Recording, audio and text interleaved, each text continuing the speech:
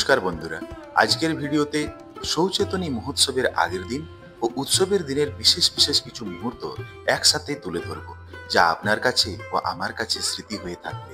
উৎসবের আগের দিন অর্থাৎ শনিবার সকাল সকাল আমি পৌঁছে যাই শিমুলিয়া ব্যাটারি ময়দানে। আপনারা যে এই ফাঁকা ময়দানটি দেখছেন, উৎসবের দিন এখানে এক বিন্দুও জায়গা ফাঁকা ছিল না। উৎসবের আগের দিন 3টি গেট, নাটমণ্ডপ ও স্টেজগুলো সম্পূর্ণভাবে সেজে উঠেছিল। তখন শুধু ঠাকুর সাজানোর কাজ চলছিল।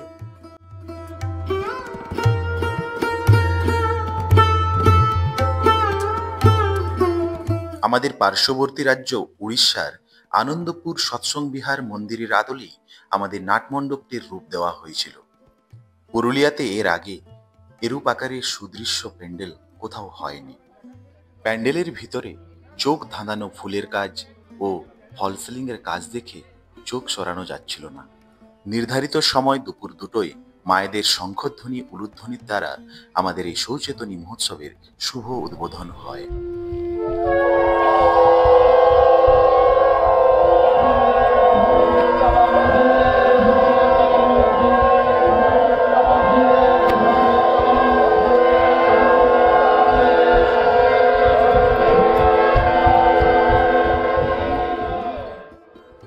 তারপর সমবেত বিনতি প্রার্থনা, নাম জপ, জয়ধ্বনি দিয়ে উৎসবের আগাম অনুষ্ঠানগুলো শুরু করা হয়।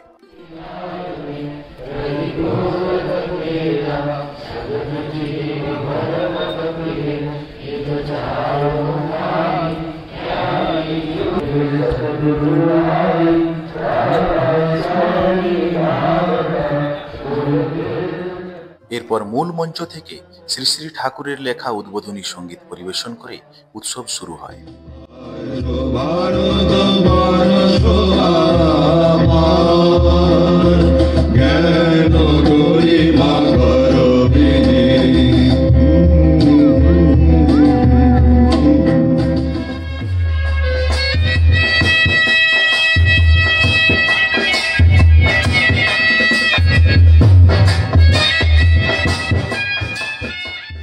ঝাড়বাতিগুলো জ্বলতেই এই নাটমণ্ডপের শোভা দ্বিগুণ বেড়ে যায়।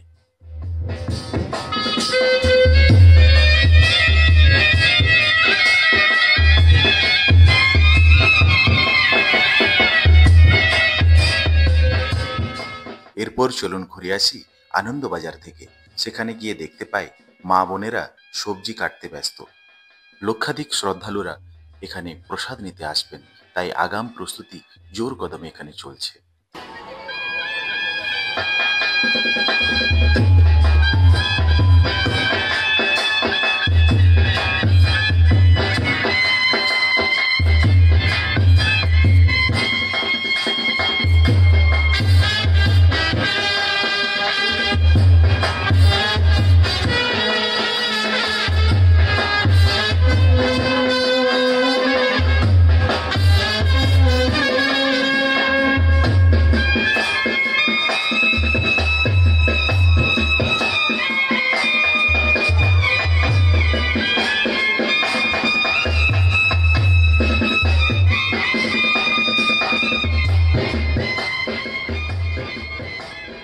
পুরুলিয়া জেলা ও বিভিন্ন ব্লক থেকে আগত মায়েরা তাদের নিজ নিজ দায়িত্ব পালন করছেন।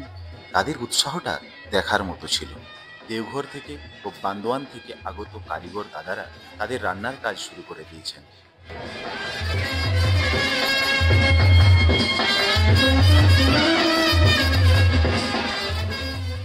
এখানে 1 লক্ষ জলের বোতল সারিবদ্ধভাবে রাখা রয়েছে। এগুলো উৎসবের দিন ভান্ডারের সাথে প্রত্যেককে দেওয়া হবে। এরপর আনন্দবাজারের প্রসাদ গ্রহণ করে যে যার দায়িত্বে ফিরে এলাম। এরপর দেখুন উৎসব ময়দান কিভাবে আলোয় উদ্ভাসিত হয়ে উঠেছে।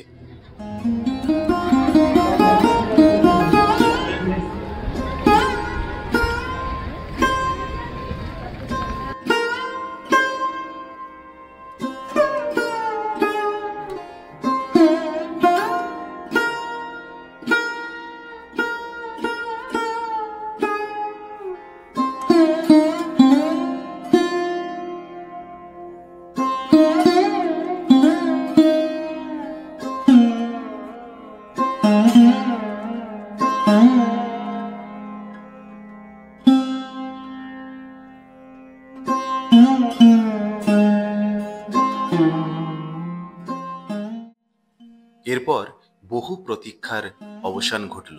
আজ উৎসবের দিন, অর্থাৎ 8ই ডিসেম্বর 2024, রবিবার। ভোরবেলা আমরা সবাই মিলে একত্রিত হয়ে সমবেত প্রার্থনা করার পর আলাদা আলাদা জায়গায় বিভিন্ন সব দায়িত্ব পালনের উদ্দেশ্যে তৈরি হলাম।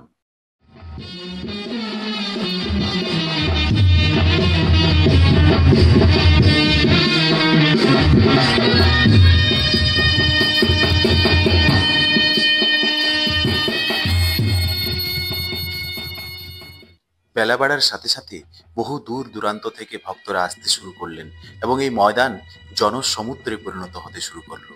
পুরুলিয়া জেলা প্রশাসনকে ধন্যবাদ জানাবো, তারা অত্যন্ত নিষ্ঠার সহিত তাদের নিজের দায়িত্ব পালন করছিলেন।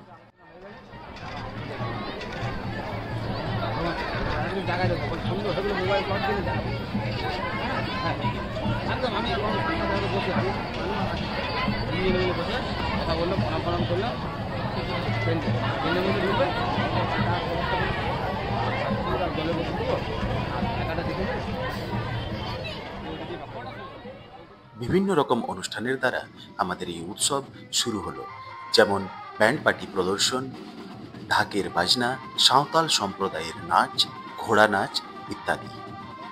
উৎসব ময়দানের যেদিকেই চোখ যায় দেখা যায় সেখানেই কিছু না কিছু একটা অনুষ্ঠান হচ্ছে।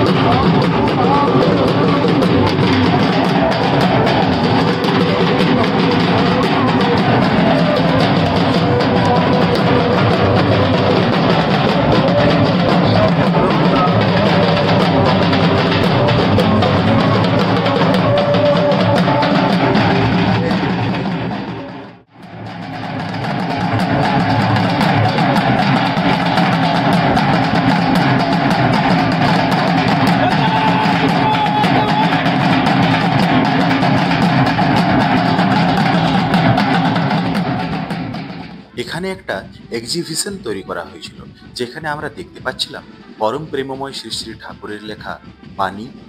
শ্রী শ্রী ঠাকুরের জীবনকালে যেসব বিশিষ্ট জনেরা ঠাকুরের সাথে দেখা করতে আসতেন বা সঙ্গ করতে আসতেন, তাদের সেই পুরনো ছবি এখানে প্রদর্শন করা হয়েছিল।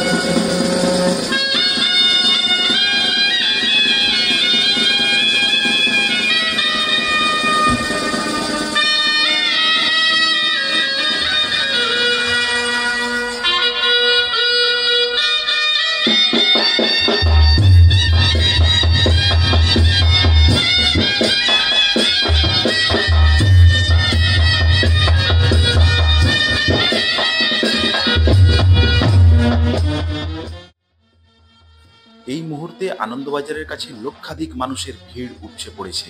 সেখান থেকে সেভাবে আর ভিডিও করে ওঠা সম্ভব হয়নি। তার মধ্যেও আপনাদের কাছে আমি একটি ভিডিওর অংশ তুলে ধরছি।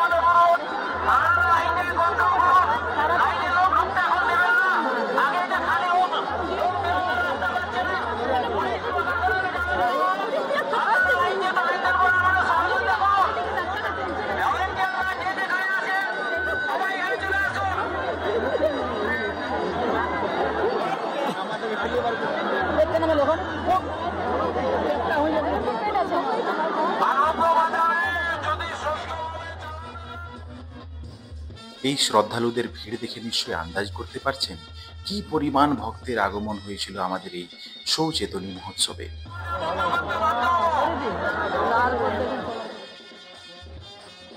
সব দিক বিবেচনা করে একথা বলাই যায়, প্রত্যেকের পরিশ্রম, আপনাদের ইচ্ছা ও ভালোবাসায় ও পরম দয়াল পরম প্রেমময় শ্রী শ্রী ঠাকুরের আশীর্বাদে আমাদের এই সৌচেতনী মহোৎসব সাফল্যমণ্ডিত হয়েছে। ভিডিওটি আর বড় করব না। আপনারা সকলেই ভালো থাকবেন, সুস্থ থাকবেন। জয় গুরু।